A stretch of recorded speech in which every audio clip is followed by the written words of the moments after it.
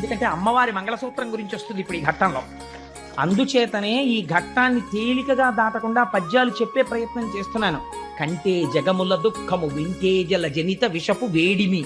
చూసావా, నీళ్లలోంచి వేడి పుట్టింది పార్వతి. పిల్లలందరూ ఏడుస్తున్నారు పాపం. ప్రభువయ్యుంటకు ఆర్తల ఆపద గెంటించుట దాన ఫలము దానం కీర్తి మృగాక్షి. ప్రభు అన్నవాడు ఏం చెయ్యాలి? బిడ్డలకి కష్టం వస్తే ఆదుకోవాలి. తండ్రిని నుండి ప్రయోజనం ఏమిటి? పిల్లలకు ఆపద వచ్చినప్పుడు రక్షించకపోతే. అందుకని వాళ్ళని రక్షించాలనుకుంటున్నాను పార్వతి. అంటే ఏమిటి దాని ఉద్దేశ్యం? హాలాహలం బుచ్చేసుకుంటానని. అలా అంటే ఆవిడ ఏమైనా వద్దంటుందేమోనని ఇలా నరుక్కొస్తున్నాడు పిల్లల వైపు పెట్టి. ఆవిడెవరు? ఆవిడ ఈ సమస్త బ్రహ్మాండములకు ఆ బ్రహ్మకీట జనని. మాతృత్వం భర్తృత్వాన్ని కూడా తోచేస్తుంది ఒక్కొక్కసారి.